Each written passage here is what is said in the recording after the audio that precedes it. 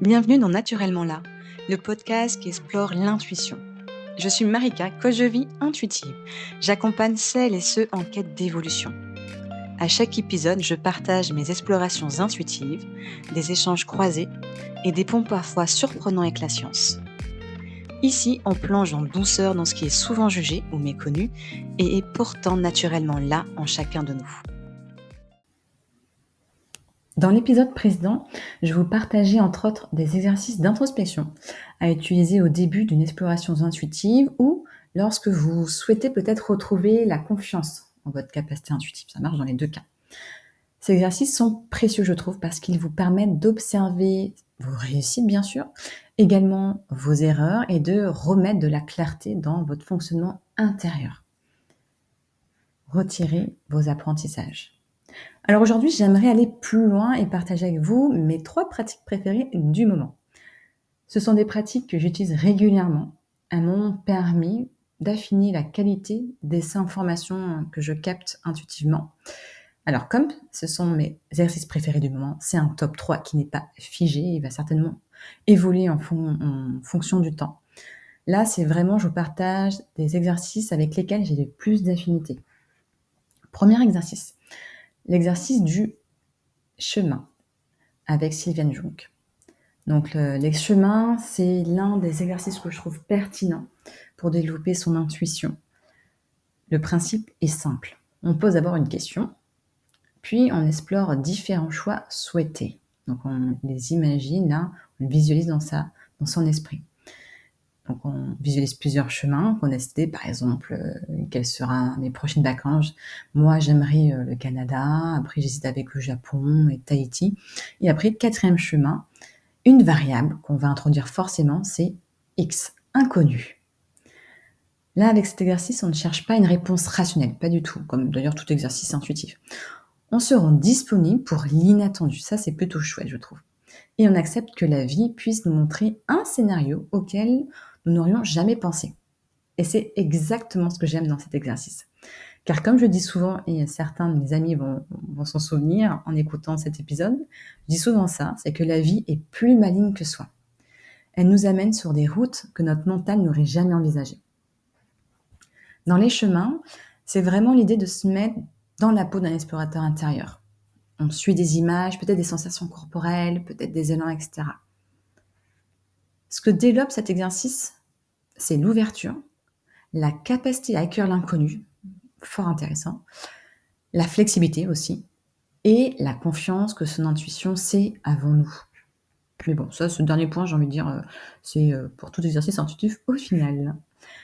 Ensuite, le deuxième exercice, l'exercice du facteur, qui vient aussi de Sylviane Jung.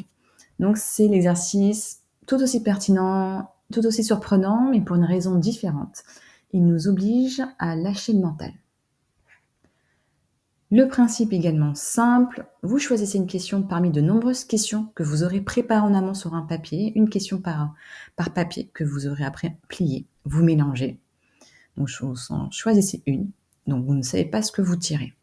Là, vous vous connectez intuitivement à votre intuition pour capter les informations, et seulement après, vous découvrez la question. Quand vous avez fini votre lecture intuitive, voilà, vous ouvrez les yeux si les yeux étaient fermés, et vous lisez la question qui était cachée.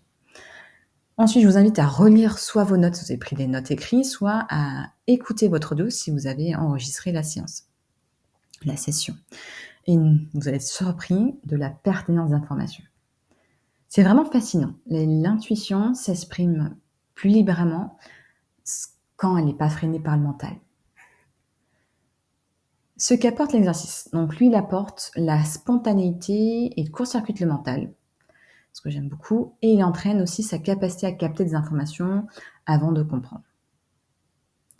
Vu qu'on ne sait pas la question. L'exercice du facteur montre que l'intuition fonctionne réellement, sans information préalable, sans logique, sans réflexion. Pour le troisième exercice, ça va être l'autoscan.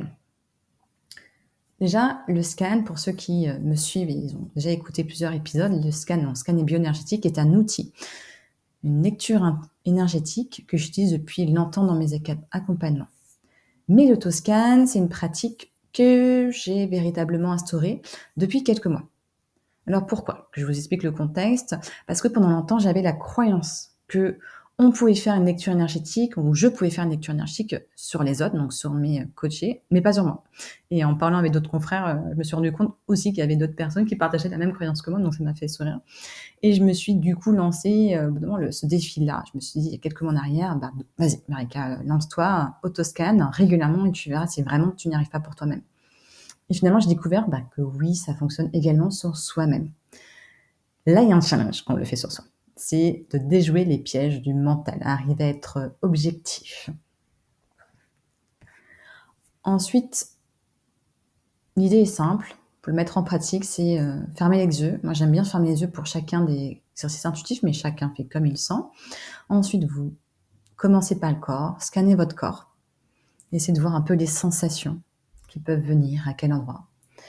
Ensuite, voyez toujours qu'est-ce que ça signifie. Vous pouvez vraiment poser la question à votre esprit ou à voix haute. Qu'est-ce que ça signifie? Qu'est-ce que j'ai à apprendre?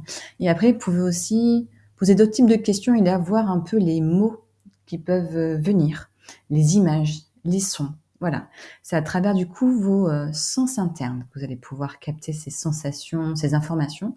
Et après, en posant des questions aussi, vous allez pouvoir faire émerger les messages. Parfois, ce sont des messages qui peuvent être de votre âme, qu'on peut appeler aussi être supérieur, voix intérieure, etc. Ça peut être aussi des messages de vos guides. Ce qu'apprend cet exercice, donc déjà, écouter son corps et être attentif aussi aux informations subtiles captées par les autres sens internes. Et également le fait de savoir distinguer la voix de son âme de celle de ses guides. Et aussi le fait d'accueillir ce qui vient sans protocole strict, parce que là, il y a vraiment juste à s'auto-scanner en termes de corps et en termes après d'informations captées par ses autres sens internes. Comment intégrer ces 3 pratiques dans son quotidien maintenant? Je vous recommande d'en choisir une parmi les 3 et de la pratiquer tous les jours pendant au moins une semaine. Alors, je vous rassure, pas besoin de consacrer 1 heure, mais moi je le fais pas. J'aime bien quand c'est rapide, quand c'est simple. Donc, vous pouvez passer 5 à 10 minutes. Des fois, ça peut peut-être un peu déborder, c'est OK.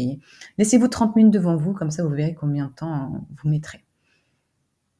Parce que je pense que vous avez compris, à force d'écouter mes épisodes, l'intuition, ça se développe dans la régularité et aussi dans le plaisir. Donc, soyez curieux, restez ouverts et regardez ce qui se cache derrière la réelle écoute, finalement, de vous-même, derrière l'écoute de votre petite voix intérieure. Ce qu'il faut retenir dans l'épisode du jour, c'est que l'intuition ne se développe pas seulement en comprenant des concepts, absolument pas, surtout pas avec l'intuition, j'ai envie de dire. Elle se développe en expérimentant. Vraiment, c'est de la pratique, la pratique, la pratique. D'où le côté d'être régulier. Ces 3 pratiques sont, pour moi, ce que je vous ai proposé, pertinents.